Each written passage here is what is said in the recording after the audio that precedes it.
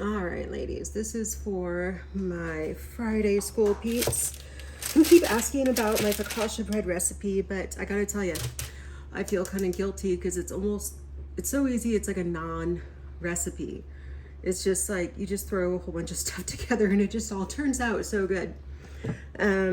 Use a good quality extra virgin olive oil if you can. Just do the best with what you got. Extra virgin olive oil. Don't use different oil. Like, just don't. Put just like a bunch. That's probably a couple tablespoons, something like that. Put it in there, rub it around a little bit. And I measured out a little over 900 grams of my dough. I don't know what this looks like in the video, so we'll see. And this is from this big, I made 3 loaves. It jiggles. So you can tell it's nice and proofed. And it was really easy.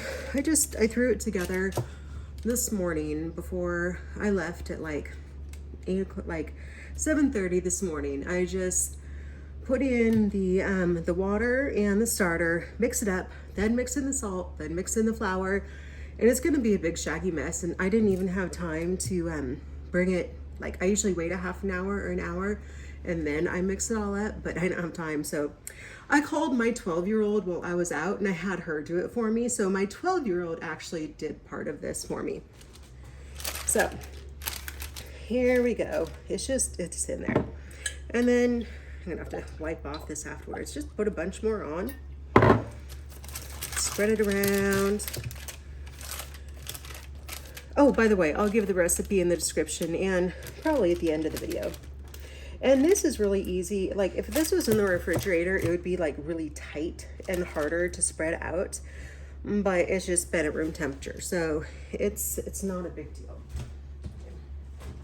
Guess I do need to wipe off my hands for part of this. R.I.P. kitchen towel. So this is what I normally use.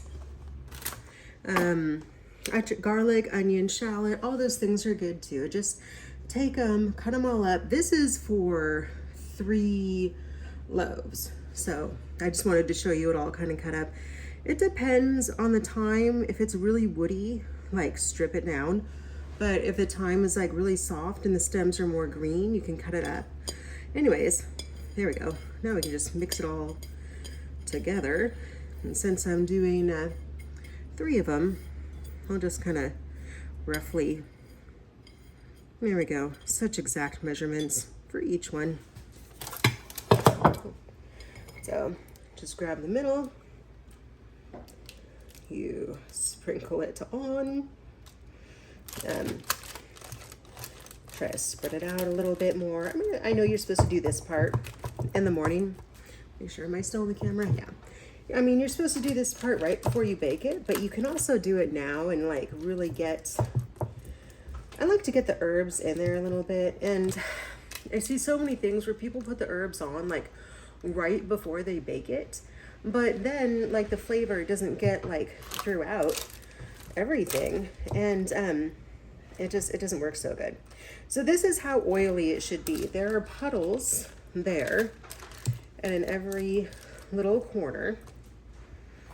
And yeah, this is, oh, almost forgot.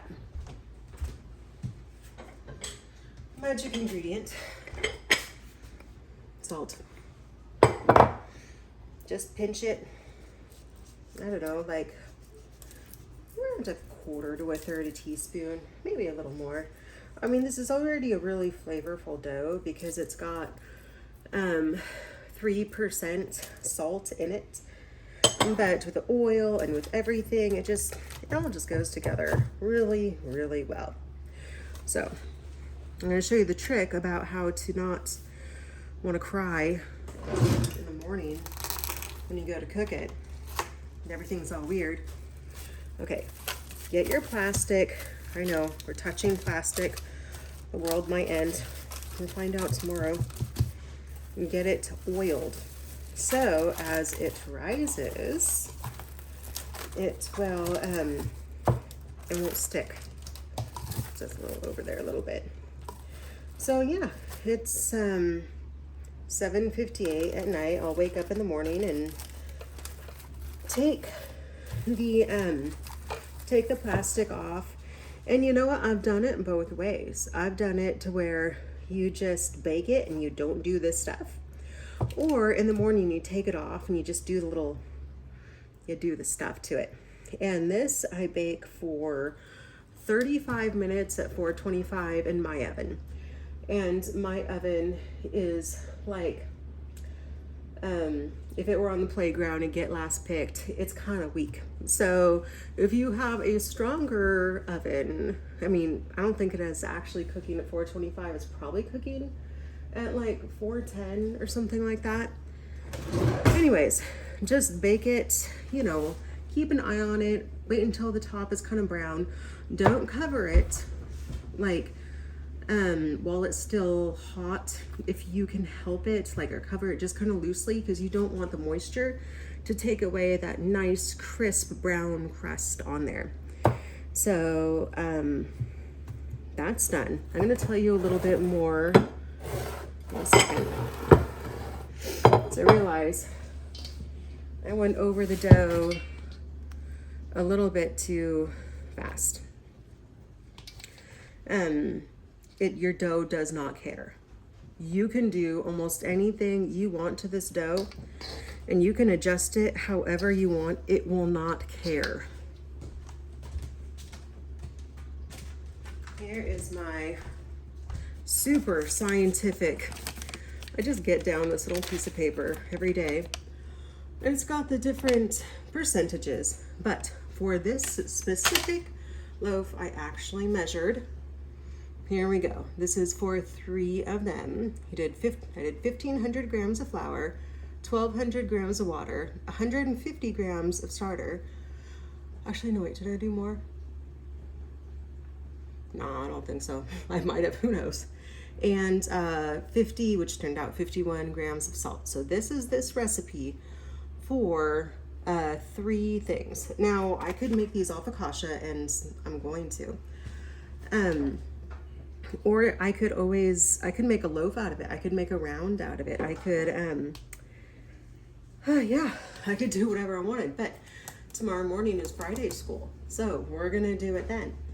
But just, it's forgiving. It doesn't matter. It's sourdough. This is, it's more Bob.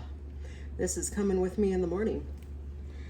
So with the dough, my recommendations are, do not put in the salt until your water and your starter are thoroughly mixed. Because if you add the salt in there before your starter, it will not mix in. It turns into this glutinous funk. You just no, don't do it. Mix it up and then add the salt. Break the rules. Notice, metal pan. You're not supposed to keep it in a metal pan. I do mine in a metal pan. You're not supposed to have the salt touch your starter. I put it right in with the starter and the water. And then you just mix the flour in. It'll be a big old mess.